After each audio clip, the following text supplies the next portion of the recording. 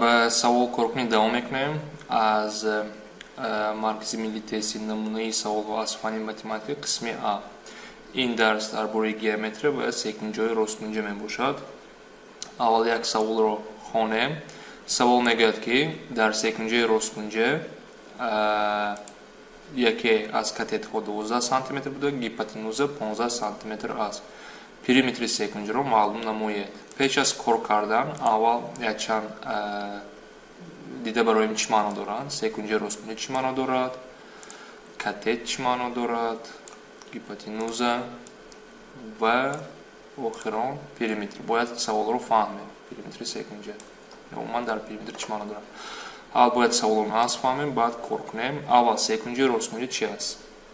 Секунҷаи росткунҷа ин секунҷае ки яке аз кунҷҳои он ба 90 градус баробар мебошад.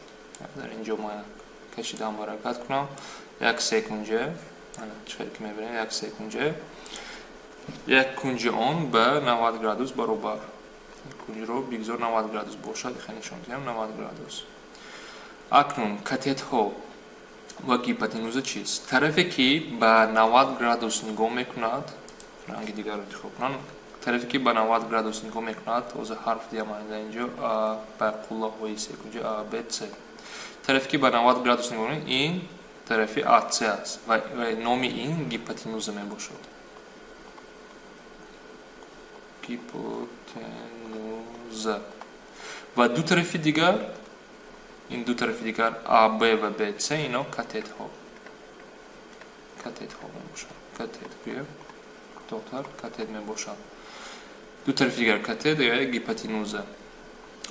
Боз як қоидаро дар инҷо дарбарем. Периметри секунҷа чӣ маъно дорад? Периметри секунҷа ин ҷамъи тарафҳо. Периметри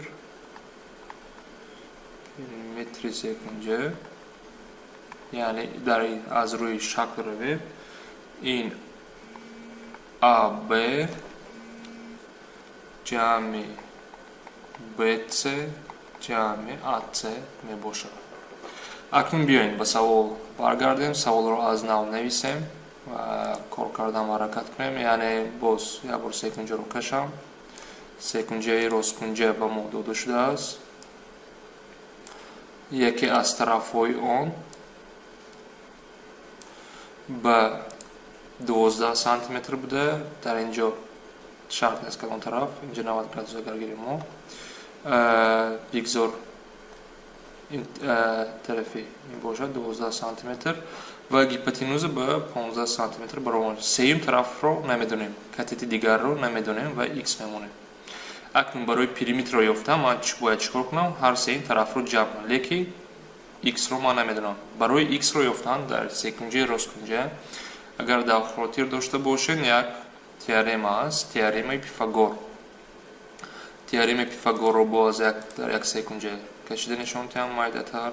Як секунҷа агар росткунҷа дошта бошем, байни тарафҳо як алоқа аст. Алоқаи чӣ хел аст? Бо формула нишон диҳам. Агар ман як секунҷа росткунҷа дошта бошам ва ин тарафҳо катетҳо бигзор А, Б ва С бошам, байни тарафҳо як формула аст. Ин квадрати катетҳоро ҷамъ мекунам ба квадрати гипотенуза баробар мебошад. Ин теоремаи Пифагор. Фикрам ҳама медонанд. Ва аз рӯи ҳамин теорема истифода бурда мо х-ро меёбем. Яъне аз инҷо ба формула гардонем, чӣ мешавад? 12 квадрат ҷамъи х квадрат квадрати катетҳои ҷамъашон ба квадрати гипотенуза баробар мешавад. Аз инҷо агар кор кунем, 144 ҷамъи х квадрат баробари 225.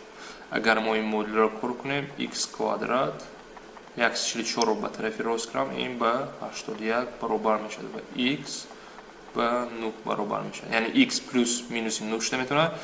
Азбаски ин геометрия аст, тарафҳо манфӣ шуда метавонад. Барои ҳамин х-и мо баробари 9 мешавад. Ва аз инҷо саволро тамом мекунем. Бояд периметрро ёбем. Периметри секунҷа ба чӣ баробар мешавад? Ҷамъи тарафҳо, яъне 12 ҷамъи 9 جمع 15 میباشد. و از اینجا اگر ما اینها رو جمع کنم به 36 برابر میشود و جواب رو می‌نویسیم 36. یعنی این بود درباره سه کنجه راست کنجه یک نمود سوال.